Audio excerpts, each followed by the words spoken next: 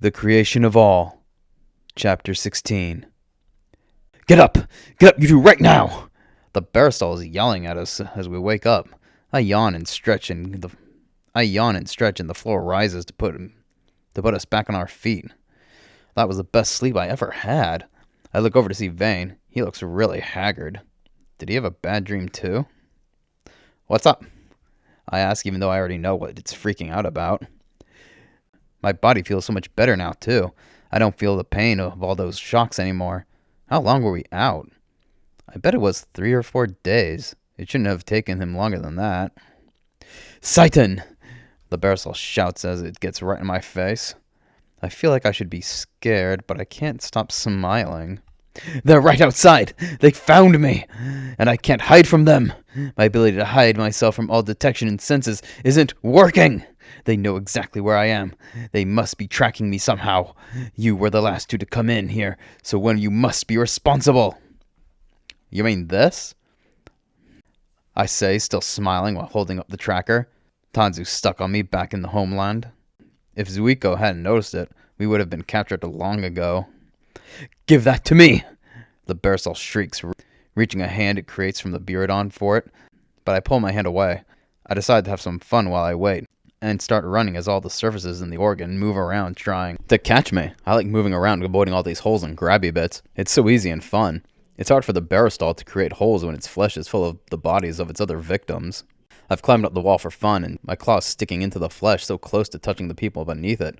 I look down and see Vayne. He looks so out of it, so down. He needs to have some fun. Vayne, catch! I shout, tossing the tracker to him. He looks more alarmed than happy, as he now has to avoid the baristole. He's not doing it as well as I thought he would. The Buradon is getting close to him, and lots of hands are growing out of the meat around Vayne surrounding him. Gyogi, catch! He shouts before throwing the tracker back at me, but it's covered in that green body snot of his. All the hands move for it, but he pulls it back to himself, creating a gap between the forearms to get out of being surrounded. He then starts to run to the exit. Let's get out of here! I jump off the wall and run after him. That was a cute move, I say, unimpressed due to how gross it was. Thanks, but what now? We just play keep away until Tanzu and his forces bust in here. He'll destroy the brain, freeing our minds, and then we steal one of the smaller ships that the soldiers will use to get in here and escape. We're about to reach the fleshy door exit, but our feet start sinking into the floor. That's enough! There is an enormous Titan ship catching up to me. That tracker needs to be destroyed now! The baristole shouts, and we're up to our knees in floor. I wonder which sea ship he brought. The Devastator 7 or the Streak Strike. I hope it's the Sheer Stride. I've never been in that one. The baristole is going to take the tracker from Vayne. I don't have much of a choice now. I lift my torch tongue up out of my throat and out of my mouth. I fire out a stream of Type 7 fire, creating a wall between the Buradon and us. That thing is so gross, Vayne says, and I'm hurt he doesn't think my torch tongue is cool. I start blowing out thin sheets of Type 7 around us, burning the flesh, weakening it, and we're able to pull our legs free. I suck my torch tongue back down and swallow it. I call it my torch tongue. It spits out Type 7 fire. I explain to Vayne so he understands what it is. There was a green flame on the tip of that you just swallowed. Does that hurt? Vayne asks, but he doesn't need to worry. The flame goes out once I close my mouth, so I just shake my head in response. The Buradon throws itself at me and pries the tracker out of my hand.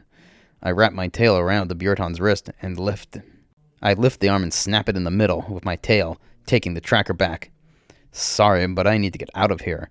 And you had your chance to do it the easy way, so now we do it the hard way. I say, understanding its desperation, but I find it hard to feel sorry for it. I'm pretty desperate too. All right, I'll free you two. Just destroy that thing. The baristole starts to plead. And now I almost feel sorry for it. You mean like how you were supposed to let us out last time? Sorry, but I can't trust you. This is what's happening now, I say, and the baristole seems to not take it well. I'll trap you on the Clipostine. You'll be tortured for... I interrupt the thing, as I don't like to be angrily yelled at. For what? 20 minutes before Tanzu finds me? This tracker is one of Tanzu's. These are rare and custom-made, shielded to survive any environment. Zuiko just pried it open and detached a wire. When he found it on me, all I had to do was reattach it. Can you believe he wanted me to throw this away? I asked that to Vayne. That's it! The baristole shouts before lifting the hundreds of people out of the floor, waking them up. She's led Satan to me. They're going to kill me. All of you will be captured or executed. Take the tracker from her. Destroy it while I still have a chance to get away. The baristole shouts to the people, who all get angry real fast. I can hear the people shout out while they run towards us. Babara will sentence all of us deserters to death. We can't lose our home. Please give it to us. I hate to listen to all these whiners. They're all just thinking about themselves. I look at Vayne and he seems unsure, but then I see a look of determination in his eyes. He too refuses to spend the rest of his life here. The people are running at me. Vayne flings a strand of that green stuff from his hand, sticking it to as many of the people as possible to slow them down. But they quickly start to overwhelm him. Some start getting past, climbing over him like a pack of wild animals. I hate the uncivilized. Don't touch me! I scream as they start grabbing at me from all directions.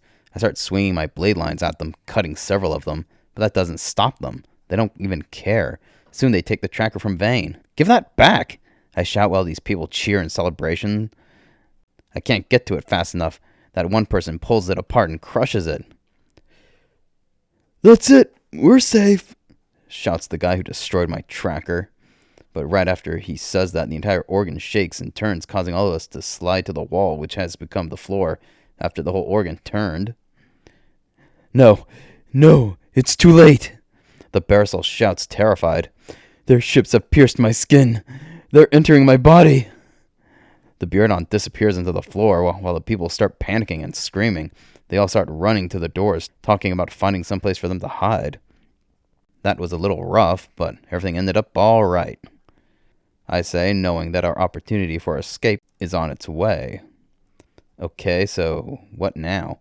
Vayne asks, not sure what to do, which is a type of unsurety that I don't think is a good quality for anyone to have. Well, that was one of Tanzu's trackers, so it's Tanzu out there. He's the Satan Council member who's in charge of the military. He's really scary, so we need to avoid him at all costs. He's killed entire armies by himself. I knew they would have to send out those little pod ships to get in here. So all we got to do is find one and steal it. Once Tanzu destroys the baristole's brain, we can leave. And that is my brilliant plan. The organ we're in starts spinning around again, sending us up and down, falling us this way, then that way, before settling back down, with us falling several feet. So this Tanzu guy is after you? Vayne asks as we anchor ourselves to the wall with the weird things that can come out of our arms to stop us from falling. The organ continues to spin around, so we have to wait until it stops. Yeah, Zuiko and I discovered something. We worked in a surveyor/discovery team for the Saitan government. We would go into other nations like the big shots we were and look around for anything of use. Those were some fun days. Wait, you're a Saitan citizen? Vayne asks, sounding surprised. Did I not tell him that? Yep, but now I'm a fugitive. I can't let what we discovered be discovered by anyone else. It would put our entire species at risk, but Itaki, Tanzu, and Udama wouldn't listen when I tried to explain it. They think they can handle it, but they won't be able to. It would turn Mectra into a nightmare world. Something about that sounds familiar. You know, I met this creature called Hydroa. Vayne starts talking about something I don't care about, so I don't listen. The baristole's body stops shifting and returns to its normal position. We drop back down to the floor.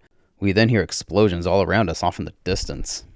Sounds like it started, I say cheerfully, unable to stop from doing a few small jumps out of excitement. I can't wait to get out of here. Come on, we need to find a pod ship to steal. We can leave, and even if we lose consciousness, we'll still wake back up once Tanzu fries the brain and kills this thing. I take Vayne's arm and lead him to one of the exits of this organ. Yeah, hopefully, but is it alright to kill the baristole? I mean, what does it mean for something to be a mythical creature? It means that something no one can tell if it exists or not, so who cares? Give it another few thousand years. I'm sure another one will come into existence. Now let's go. How do you know it's this way? We're just running in a random direction, Vayne asks while following me. I don't. That's why we got to hurry and check all directions. I reply. How does he not know that? The doorway opens and we run into another tube. While running, we see the tube fork several times. With the next turn we take, the path gets dark before becoming a steep decline, and we fall. Tumbling down the tube, it drops us into another organ. This one is filled with a lot of fluid, so much that I can't tell how deep it is. This fluid feels so clean and pure. It feels so good to be in. I quickly notice that there are several small islands made of flesh in this organ. was almost as big as the one we were sleeping in. Most of the islands are occupied by people, the pathetic deserters who can't handle life and who want to live here. We swim to the nearest island, one that's still empty. It doesn't look like the Titan soldiers are down here, Vayne says, sounding relieved that this place is safe, but we're supposed to be finding an escape ship. Of course, dummy. Tanzu has forced his way in, so the baristole is hiding these people. They're its power source. It makes sense it would move them throughout the body, to keep Tanzu from finding them. It's a futile attempt to delay the inevitable, just a big-time waste, I explained before laying down on the island. We might as well take a break. Running around didn't seem to work. Let's just wait till we start hearing some loud noises. That'll tell us where they are, and that'll be where we don't go. I stretch out and then close my eyes to relax. I can hear Vayne pacing back and forth. I look to see him being all edgy and anxious. Ugh, he's right. It's impossible to relax knowing Tanzu is nearby. This was a huge risk, but it was the only option I had. Hey, I've been meaning to ask, what's up with that green stuff that comes out of you? I've never seen anything like it. I bet he's going to tell me that his body makes that gross stuff out of some weird human pus in his body. That's just Korkin, some rejected science experiment hiding in my body. They hooked themselves up to my brain so I can use them like a part of me. They want to go to Earth too, so we're helping each other out. Huh. Well, I'm surprised. I never would have guessed that. So it's not some gross snot. That actually makes it interesting. Can I try? Send it into my body. This is exciting, and I sit up. I doubt it. Korkin hates and is scared of criminals. That's a bummer. I lay back down, disappointed. Well, maybe the two of us can talk when we get out of here. We'll become the best of friends, I say, and I think it's worth a try since it looks really cool. Sure, it would be good if they can get along with criminals. So what's so with all that weird stuff that comes out of you? Is that something certain criminals can do? Yup. Like I said, I'm special, and having blade lines and a torch tongue is something only special people have. I did used to call them something else, I say, teasing him for fun. Wow, that's something about criminals I never knew. How many special criminals like you are there? Just me. I'm the only special one. I almost got Vayne to laugh at that one. But why are you special like that? He keeps probing. Not good. I need to change the subject. You said you want to get to Earth? That means you have to use Titan's technology to get back. How do you plan to do that? I'm starting a revolution. I'll overthrow Titan's leadership, stop them from abducting humans, abusing their power, and use their Machior to get home. I can't help but snickering before responding. Normally, I'd smack anyone talking that way about my homeland, but I do like the sound of overthrowing the leadership. How about me and Zuiko joining you? Once I find him, of course, I say as I like the sound of this. You want to revolt against your nation? I sort of have to. I need to remove Udama and his council from power, or else Zuiko and I will never be able to return home, and I will be hunted forever. Things will only get worse if they catch us and get us to tell them what they want to know. Better stop. I can't say too much. All right, then welcome aboard, Vayne says with a smile, but I then realized something he said was a bit alarming. How did you know the machine's name? The average Titan citizen doesn't know that word, and those who do are strictly forbidden from saying it. I angrily growl at him, grabbing him by the top of his gel clothes, which makes me more suspicious and jealous. A floating, talking bundle of rags mentioned it, Vayne shouts, prying my hands off him. What association do you have with these rags? None, he tried to kill me. Vayne sounds upset. I think I trust him. Oh, that's cool then. So, how big of a force do you have now? I ask as it's important to know. Well, we're pretty new at the moment. It's just me, you, and maybe one other who I got separated from. I'll need to find her when we get out of here. I'm impressed he has a maybe one other.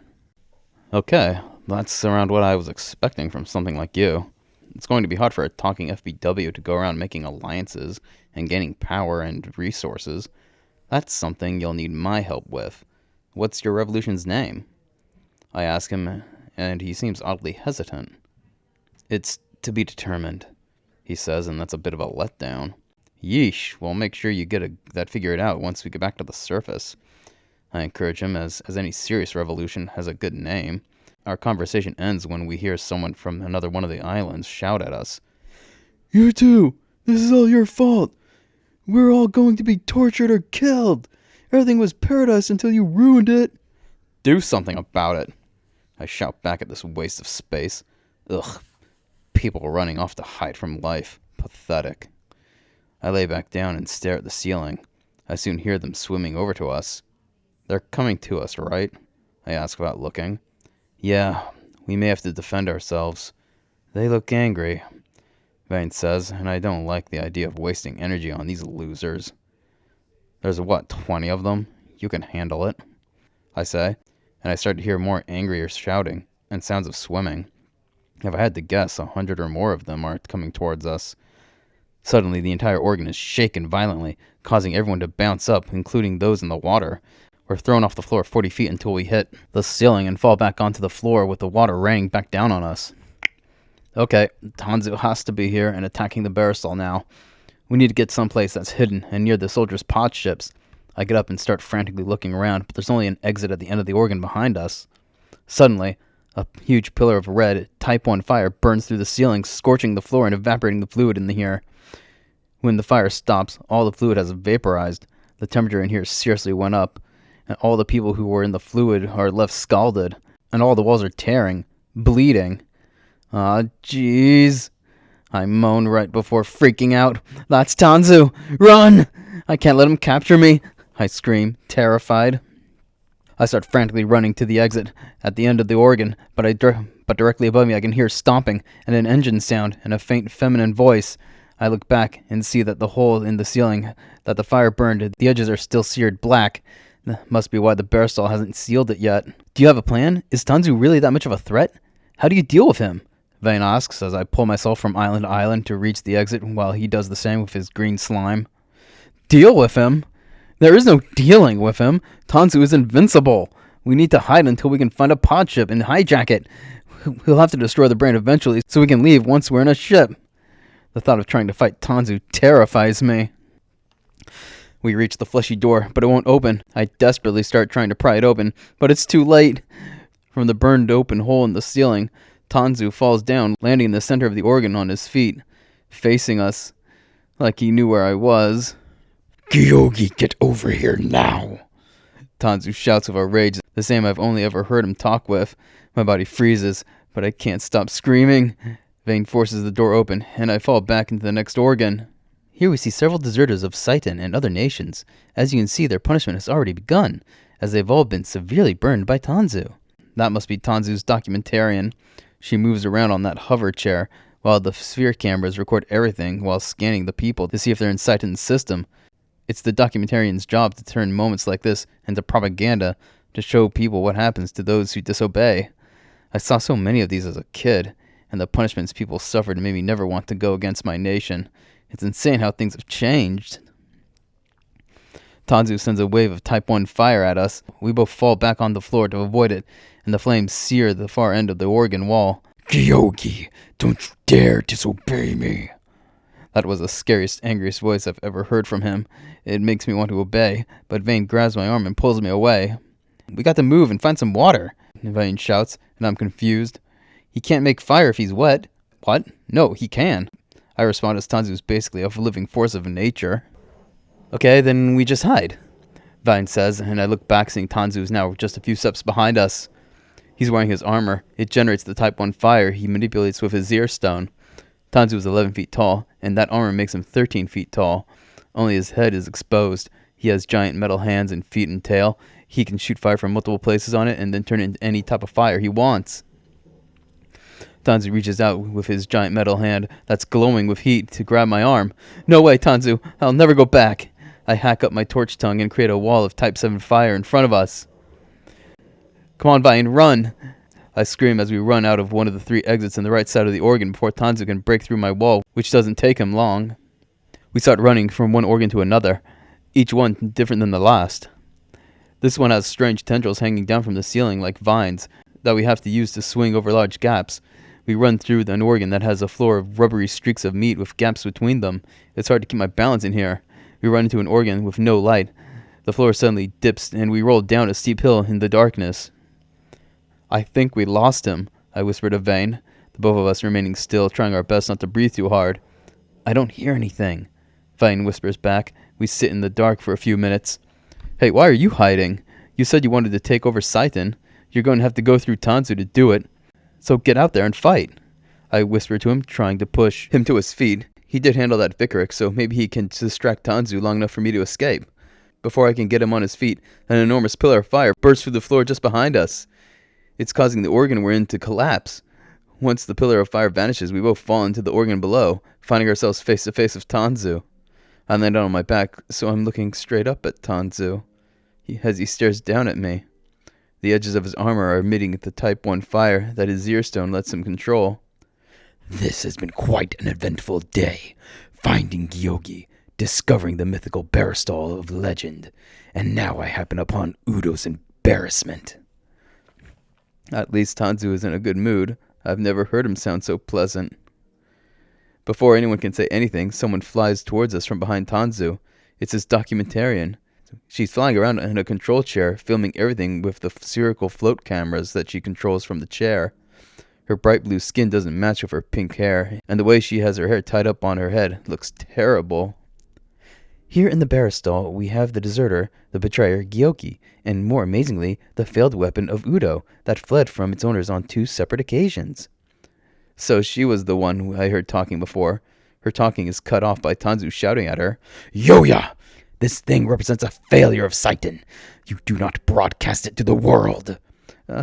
I'm just recording right now, sir, she says with as much fear in her voice as I have now. Just because Uruma had to release the information of it to the level 4 through 9 people doesn't mean you show it off to the world. Go record the troops rounding up the others and broadcast that. He growls at her. Yes, sir. She timidly squeaks out and flies off. Now you two will come along, and you will do so without causing trouble. He says that as if he's on the verge of exploding with rage. As if trying to speak calmly is impossible for him. I jump to my feet when my legs won't stop shaking. I can feel his voice going through my bones. My name is Vayne. I'm the human who will take control of Saitan. Vayne suddenly shouts, and now the situation feels awkward. Vayne charges Tanzu, but he's grabbed with one hand, pinning his arms at his sides. Tanzu's armor-covered hand emits heat, burning him. His painful screams just sound awful. After seeing that, I've lost any will I could have had to fight. Zuiko, what would you do? Great job, Big Shot, is all I care to say to Vayne, as I'm so disappointed in this pathetic attempt to fight. Now I have to go along with Tanzu quietly. Tanzu leads us back to his ship, holding Vayne, and I can't think of a thing but I do think of a question. What are you going to do with the baristole? I've already confirmed that the legends are true, so we cannot leave. Once I have you two and all the other people secured, I'll simply kill it and bring its flesh back for research. Tanzu brings us to an open organ where his ship is, half sticking through the wall of flesh that it stabbed through. There are 4 guards stationed outside. What's the status? Tanzu asks them, and one of the soldiers steps forward to answer. We've gotten word that over 70% of the Baristole's inhabitants have been secured in pods 2, 3, and 5. They're still filling pod 4. They report no issues, sir. Our soldiers are trained to talk like machines. Efficiently. Good. I'm going to be leaving these 2 with you 4. They are both high priorities. You do not let them move, and you do not let them speak. Under any circumstance. Am I understood? Yes, sir. All 4 of them shout at the same time. I'm going to start burning this thing away from the inside until I find its mind and destroy it. That should free us all, Tanzu says, and I start to see the flames starting to spread out from under his giant metal boots. Please stop. Don't hurt me anymore. The Buradon rises out of the floor, begging for mercy. You're the baristole, yes. You can talk to us inside your own body. That's an interesting ability. Tanzu says like he's already thought of a way to make use of it. Please, I can release you. However, I think you would all be better staying with me. Something terrible will happen to Mextra soon. There is no stopping it. If you all give me your power, we can escape the planet and find a safer home. Tanzu interrupts the baristole by searing the floor under his feet. No need.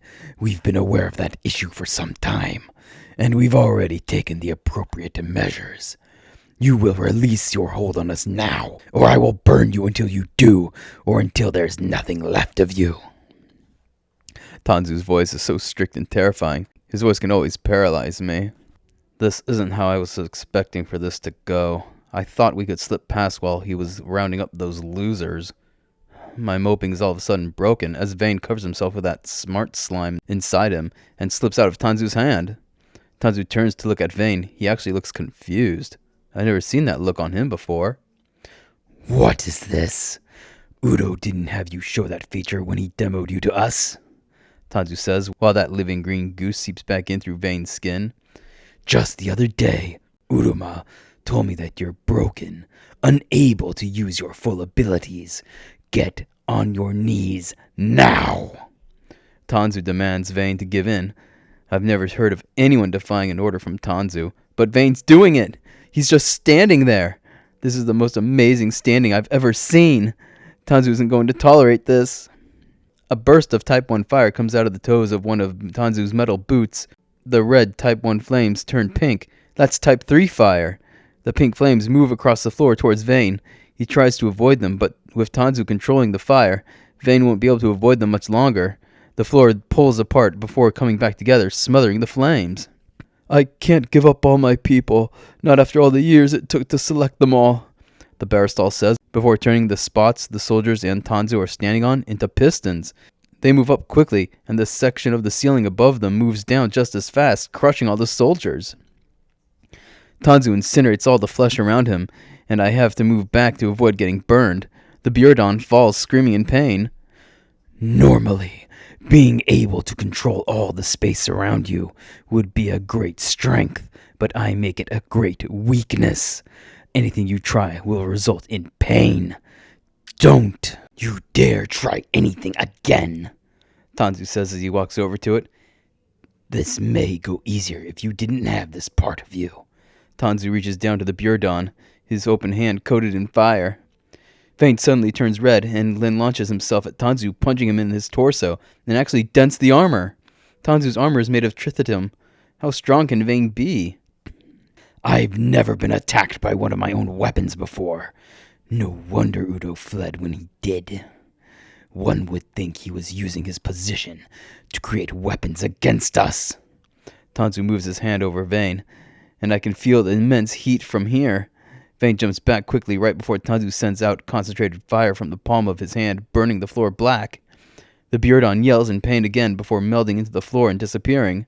Vayne, you're being an idiot. Tanzu's armor makes Type 1 fire, and his Zir Stone allows him to control it and change it into any type. Vayne needs to know that, but he's looking at me like he has no idea what it means. Vayne jumps over Tanzu's arm, avoiding the attack. He stabs his claws into the ceiling, holding himself in place. I'm sorry, Vayne. I took a chance, but it didn't work. We have no choice but to surrender. You can't beat Tanzu. I shout because I'm terrified. We can't beat him.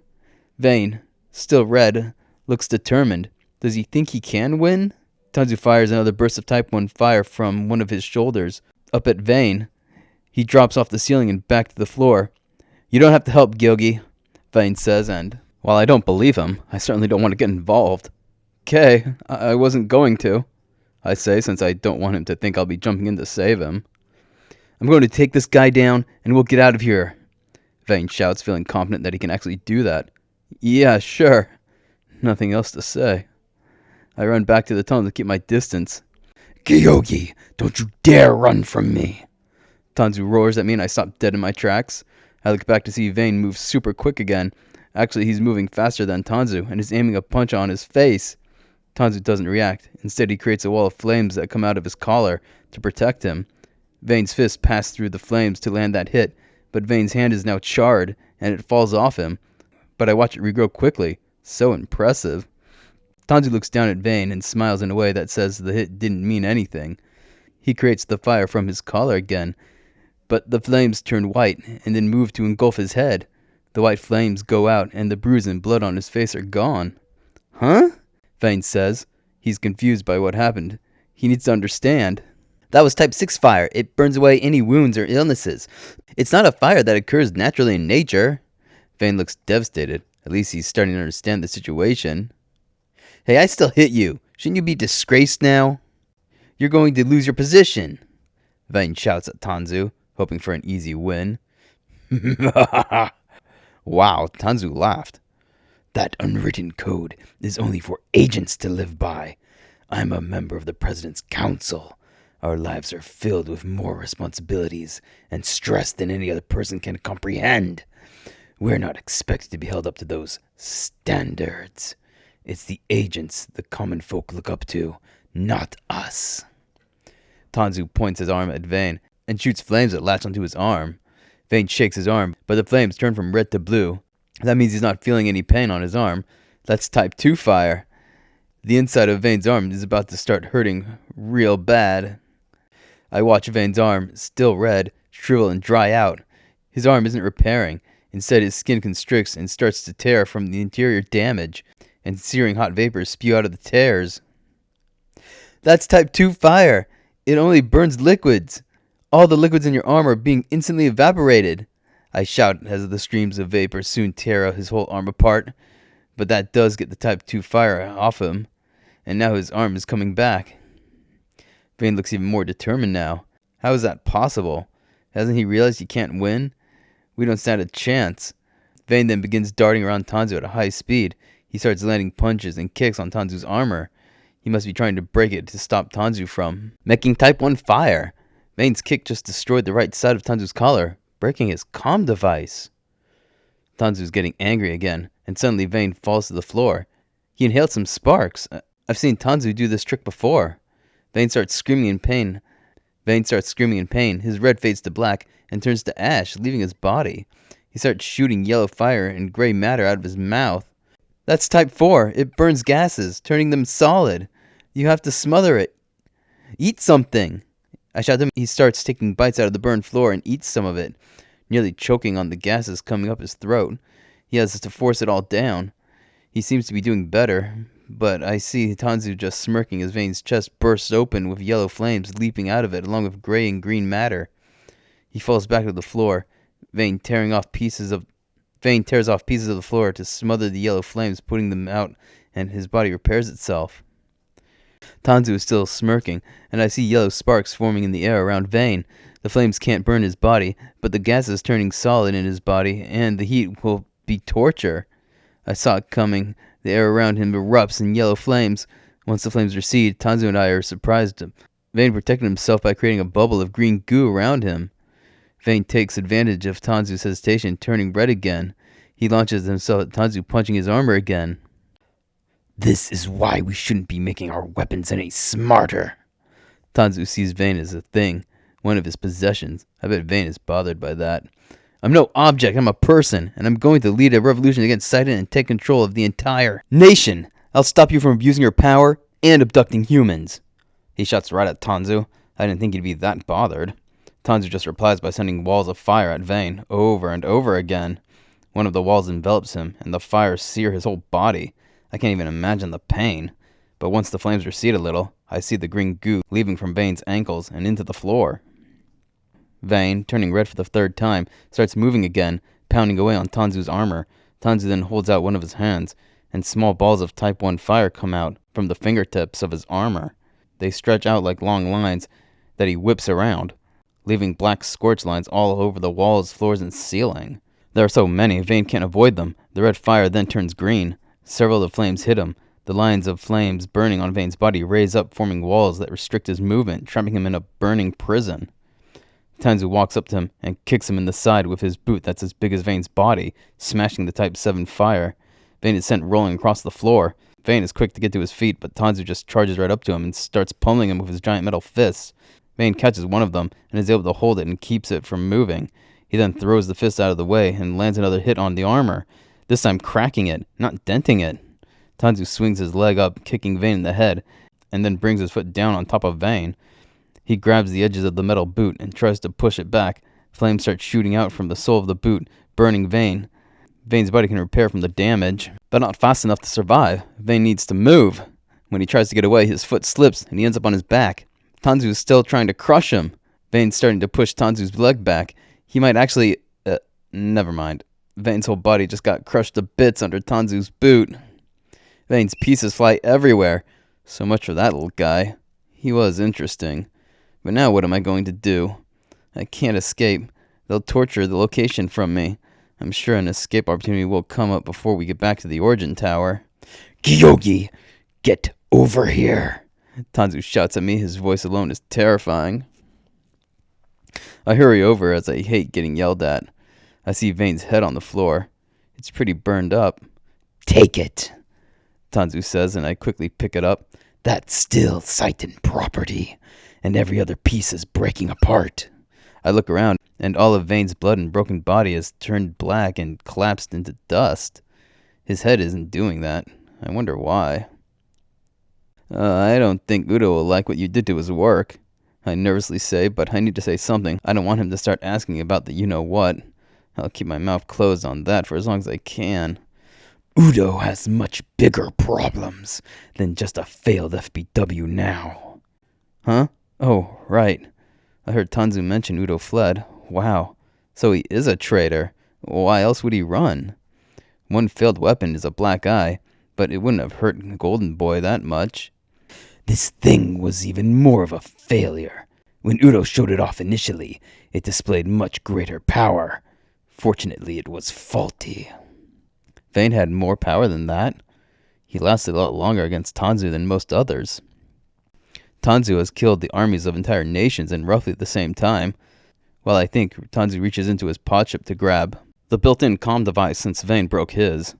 He must be talking to the pilots of the main ship they launched from, or some random soldiers, or Udama, or anyone for all I know. Yes, a few features of my armor were broken. The people are loaded in, then send about 6 troops to me. It's time to kill the baristole so that we may leave. They've located it? Good. Tanzu hangs up the device. My trackers have found the brain of the baristole. Once the troops arrive to watch you, I'll go deal with it so that we can return to the Origin Tower. I want you to know that even if you give me the information, you will still receive a severe punishment. He didn't have to lean in so close to me to say that. I clutch Vayne's burned up head a little harder for comfort. After a few minutes of waiting, 6 soldiers show up with that documenter from before, Yoya. Wait a minute, I know her. Yoya is one of Tanzu's daughters. I saw her once at that conference. She documents events to be used for historical purposes, or to be used as propaganda to keep people in line. All right, you two come with me. The rest of you watch her. Deploy the FBWs if you need help. With that, Tanzu marches off to kill this thing. The soldiers stand guard, one on each side of me. I can probably kill them all, but those lasers can go right through a person. I need some kind of distraction. Several minutes pass and nothing changes. These guards aren't moving an inch. I start to worry that Tanzu will be back soon. We all start to hear the sound of someone crying nearby. It sounds like a child. A few feet from me, Vayne's slime friend comes out of the floor. That's what's making the crying sound. The slime starts to take the shape of a hand that reaches out to grab the legs of the soldier in front of me. He turns and fires his laser at the floor, and the slime recedes into it. What was that? The soldier says, not sounding scared at all. I would be. Suddenly, green spikes shoot up from the floor all around us. They almost got me, and one did. It stabbed through my tail. I don't know if any stabbed through the soldier's armor, but they're all focused on the floor now. I drop Vayne's head and run for it. Shoving my way past one of the soldiers, they open fire, and one of the beams grazes my shoulder before I'm able to turn the corner. I have to take them out and get to the ship before Tanzu gets back. The soldiers are slowly approaching. Luckily, I have my blade lines. I stab the ceiling with them and pull myself up to it. 2 of the soldiers turn the corner, while the other 2 stay back, but the green slime makes them move this way as it keeps bothering them. So now all 4 are close by. I drop down, stabbing the pointy tips of my blade lines through those flimsy visors and into their faces. The other 2 open fire, but I fling my lines at their weapons, wrapping around the barrels. These weapons are magnetically attached to their armor, so they can't drop them, but with a fling, they're now aimed away from me. I pull my lines back in while I run up to them and stab them through their visors too. They drop like the others. I wonder if that killed them. I hurry back to the ship, and Yoya sees me coming. She reaches for the comm device, but I fling a blade line at her, miss, and hit the comm device, destroying it. When I pull it back, I cut across her forehead. Don't you touch it. Why'd I say that? I just broke the dang thing. When I shouted at her, I did so as friendly as I could, yet she still seemed scared of me. I get back to the ship, getting my feet on the door. The bottom half is lowered onto the floor while the upper rises to open. All right, let's set off. I mean, let me set off. You get out. Yo-Yo looks so scared that she's about to cry. Ugh, she's starting to make me feel bad. Listen, you know I can't take you with me. You'll want to get me in trouble. I explained the obvious to her, but she continues not to talk. She's now looking past me while I turn to see Tanzu standing right behind me. When did you learn how to be quiet? I scream as he grabs my head. Yoya, everything has been taken care of. Tell the pilots to launch. The others have already left. Tanzu orders as he's almost done here. Yes, sir. She doesn't seem like she's ever calm around him. After all the trouble you and Zuiko have given us, you will tell us. He stops talking when he notices that I'm looking past him. He turns and sees Vayne standing there. His head regrew his body, except his body is all thin, gaunt, and scrawny. He has big white dots on each of his pupils. He looks like a creepy ghoul. The green slime from the floor is seeping into his body. Bah! Tanzu shouts, having been startled by the sight. His grip on me loosens, and I shove him away. His foot slips off the ship door, and he falls on his back. I wrap my blade line around Vayne and pull him in as I hit the button to close the door. The pilots know that's the signal to go, and the ship launches. The back of the ship turns red hot. Tanzu is trying to stop us. It feels like we're being cooked in a can. Thankfully, the heat fades away as we move out of his range. Also, he probably got washed away when the water rushed in. I wonder if he's dead. Where's my dad? I turn to see Yoya there, having just gotten back from the control room. I can't think of what to say. Yoya immediately lifts a small panel on the wall, and before I can stop her, she hits a few buttons. 2 sections of the wall next to her open, and 2 FBWs pop out. Kill them! Kill them! Yoya shouts. She sounds hysteric. These FBWs are of the cyborg variety, models G827. These are the ones that with all the spinning blades. Ugh, so gruesome. They have metal rods with circular saws and all sorts of other cutting gizmos crammed into their bodies. They removed all the flesh from the hands, feet, and lower jaw. I heard they don't bite, but a friend of mine said they saw them bite someone one time. I hate the smell of those chemicals they use to keep the flesh from rotting. I fling a blade line at the head of one of them, but it grabs the line and starts pulling me towards it. The other one is coming at me. It's going to dig those spinning blades built into its hands and fingers into me. It'll probably be better for all life if I got torn apart and die. That way no one will find. I didn't even notice him, but Vayne crawled across the floor like a bug, driving his claws into the torso of the cyborg that was about to kill me. In an instant, all the flesh on this thing crumples and it falls into a heap. The other cyborg raises his hand ready to saw off my left arm. Vayne flops up to stab this cyborg, but the panels on his torso open, showing those 2 poles of round spinning saws on them. One of Vayne's hands is torn apart, but he uses the other hand to stab it in the back. Now both cyborgs are shriveled up on the floor. Vayne's body then returns to its normal shape, but he's still naked, and he immediately vomits. He's puking out all the gross preservative chemicals that were in those cyborgs. I can tell what they are by the smell. Did he drain all the body fluids out of those things? He then stands up and turns to the 2 of us. What's going on? What happened? Vayne asks, and he doesn't seem sure where he is.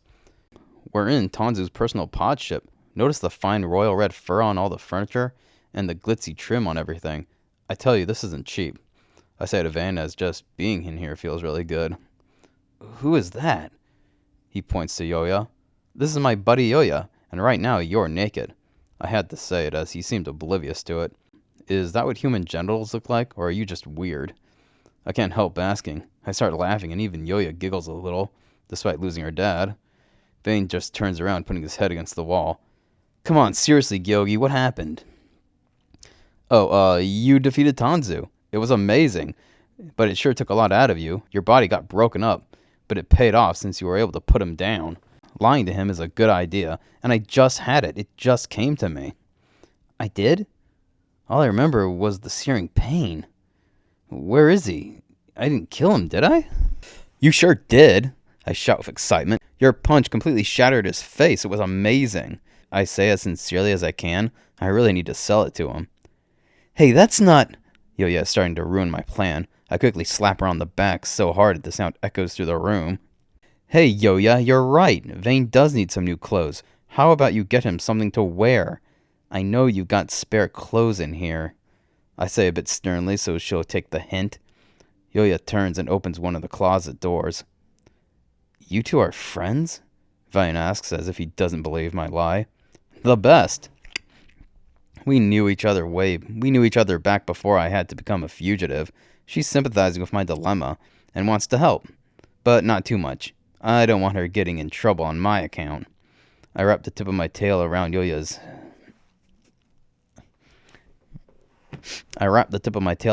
and shake it around like we're friends.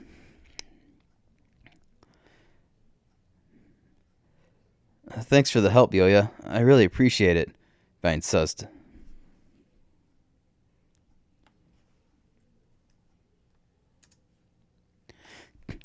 Thanks for the help, Yoya. I really appreciate it, Vayne says to her, and I had to hold in my laughs. Oh, Vayne, you don't have to thank her. She's happy to help an old buddy like me, right? I slap her on the back just as hard as before. That's right. I like to be helpful to those in trouble. Those who've just had their whole lives ruined and are all alone, with no one else to help them. Yoya says that with a very awkward tone and in a trembling voice.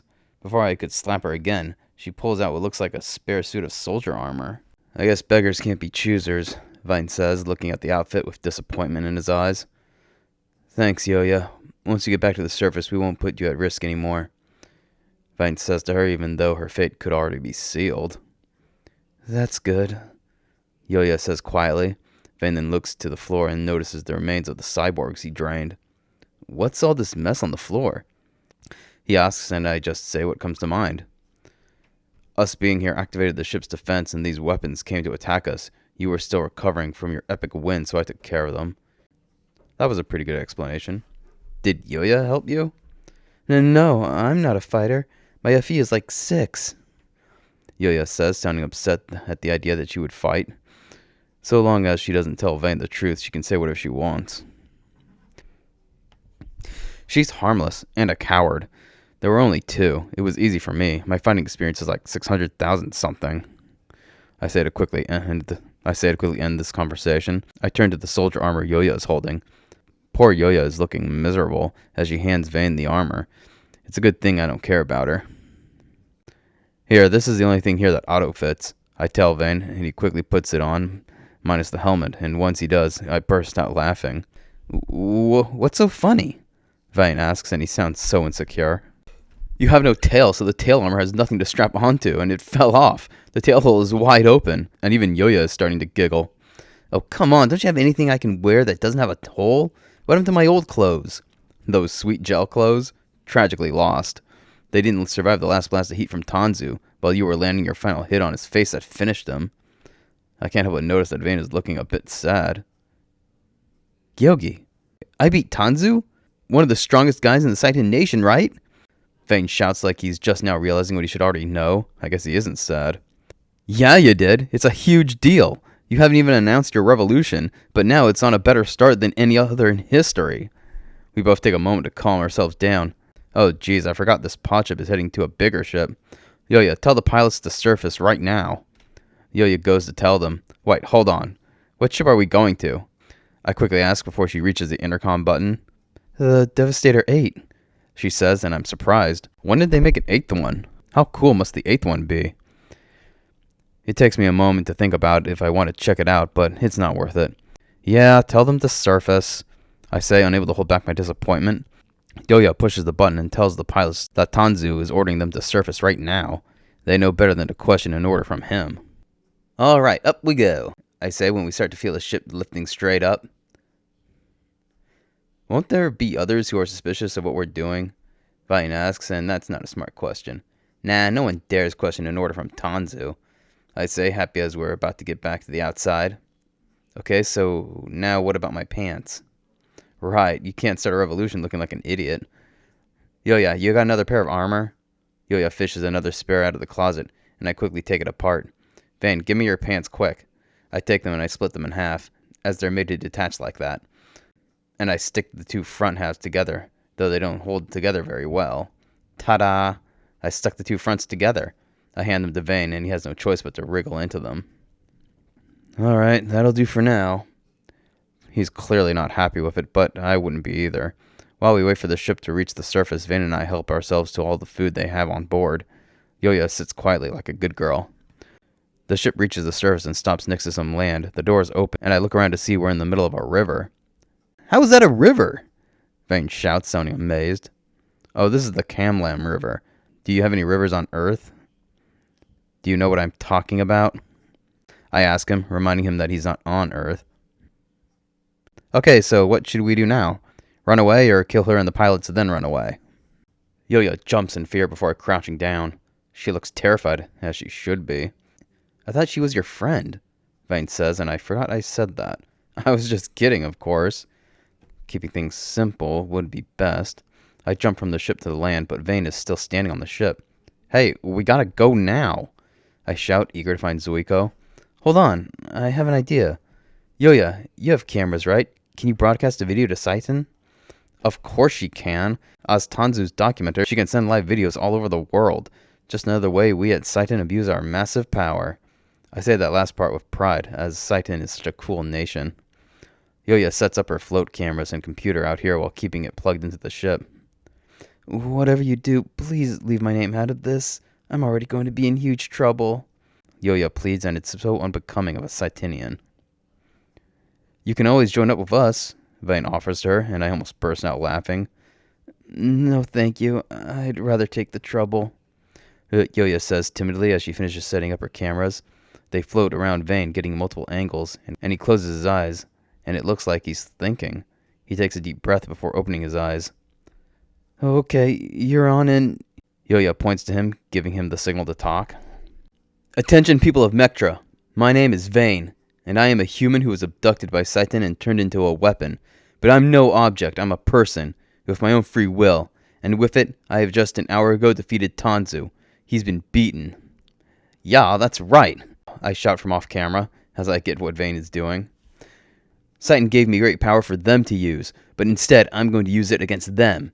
I'll bring down Saitan's current leadership. I swear this to you all. That's right, we will not be stopped. No more abducting humans, no more mistreatment of branch breeds, and no more abuse of their power.